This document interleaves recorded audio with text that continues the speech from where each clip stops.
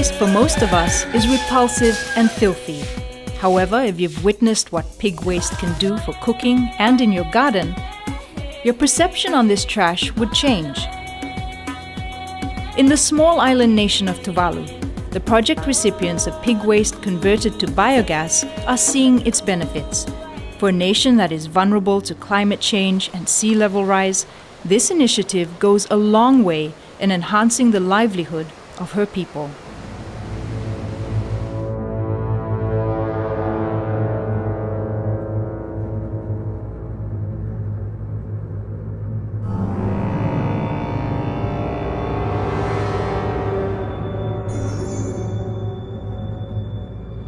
We are building infrastructure to address climate change. We are getting solar energy. We are looking at renewable energy. And that's why the project of biogas comes in very, very relevant to the overall frame of things in Tuvalu.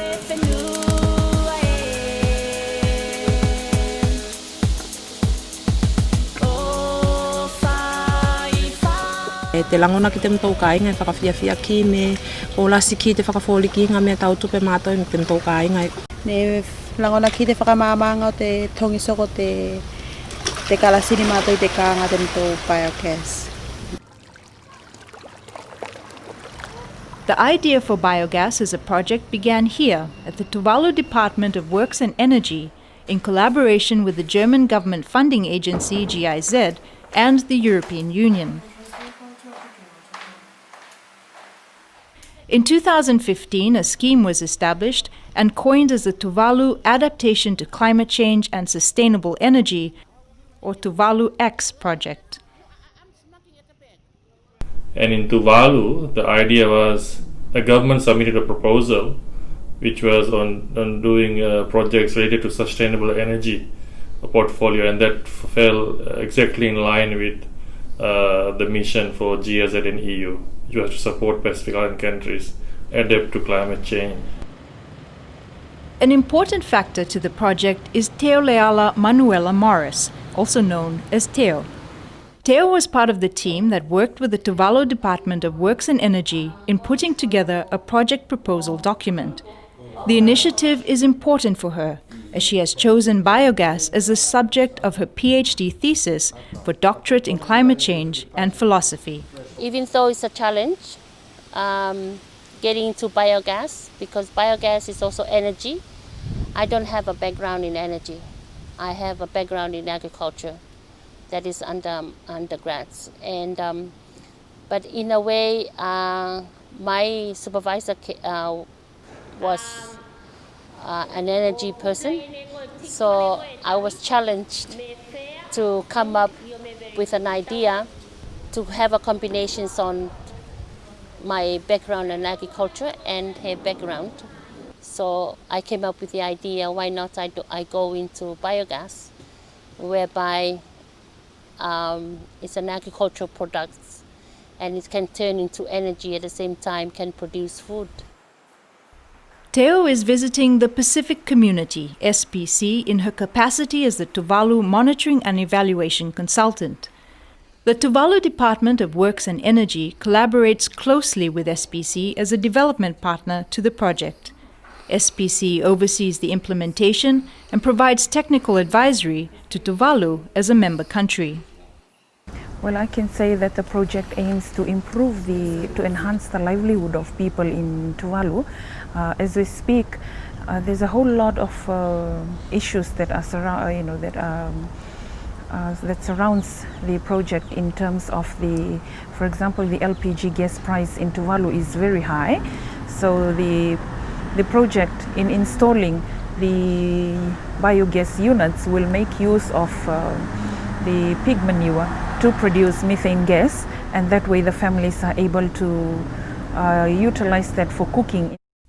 The project has three main outputs: update of biogas technologies, improvement of agricultural production, and waste management. Teo's visit to the University of the South Pacific, USP, is necessary to ensure that she is on track with her studies. Her lecturer advised of two important criteria for her course: to collect relevant data for scientific analysis and publication of journals relating to her thesis. But then I'll do the publications. In government, we are putting in policies that only supports the students who include climate change in their studies. We cannot just play around with the wording of climate change just for the sake of discussions and talks.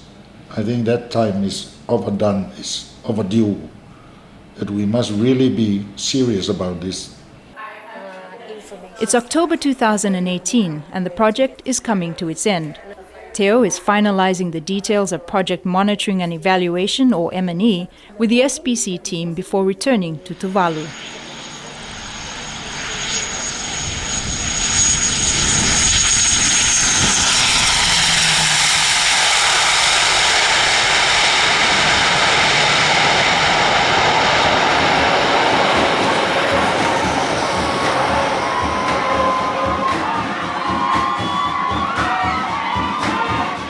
This year, Tuvalu celebrates its 40th anniversary of nationhood.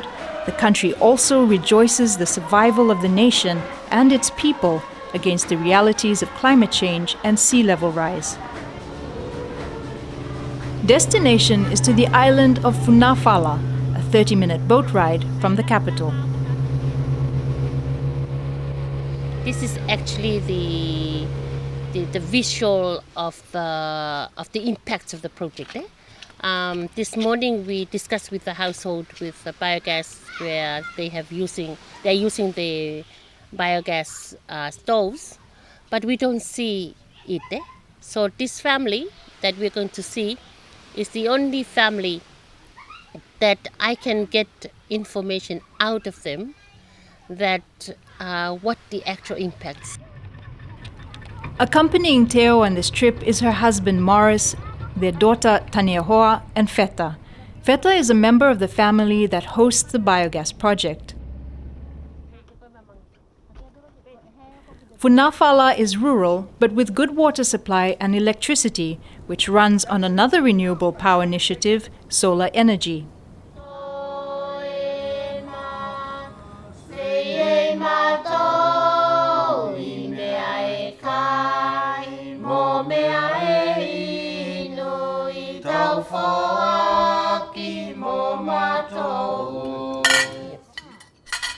Sharing a meal with Feta and her husband, Sakalia is important as a way of introduction before the monitoring and evaluation exercise begins. The couple are also caretakers of the island.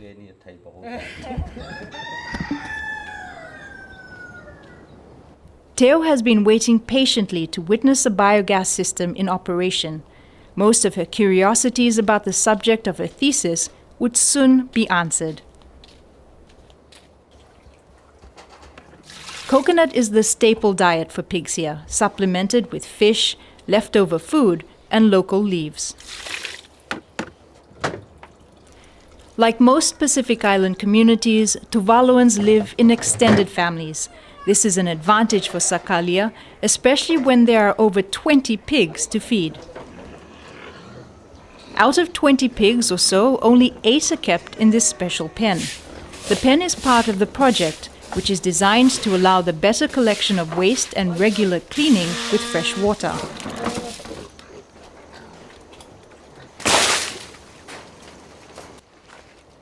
The ratio of water to pig's waste is 1:1, or half a bucket of waste to half a bucket of water. Before the solution is poured into the ingester, all solid matters are broken down so that it doesn't obstruct the waste inlet pipe.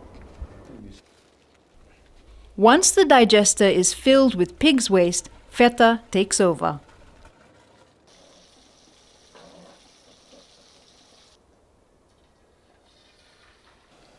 Au kite au kai whakawhtai toku loto ne, moho whesoa soa ni konei, ko maua ne mātou whenei, ko la iwai whetu tau tupi. Au whakawhtai ki, mo whesoa soa ni. I'm timing the cooking. Now it's about 1 minute. since she started to cook. We have the son, we have the daughter, and we have the couple.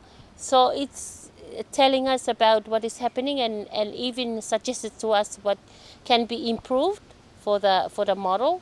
So in that way, we didn't only come to do the evaluation, the impact of that, but also we talked on the technicality of the use of the biogas stove. So I felt that yesterday and today is fulfilling.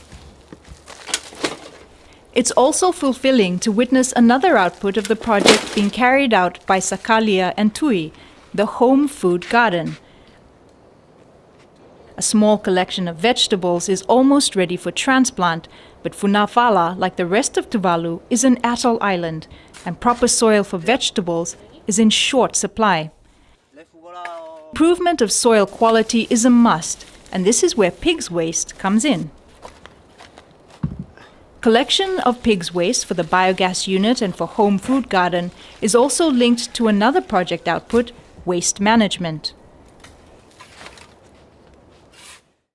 Capacity building and training is the long-term strategy to ensure there is sustainability in the project at the community level. In October and during the first week of the independence celebration, the Pacific community conducted a special training in collaboration with the Department of Energy at the Tuvalu USB campus. It was mandatory for all biogas unit owners to be present at the training. Popularity of biogas in Nafala and the rest of Tuvalu is growing.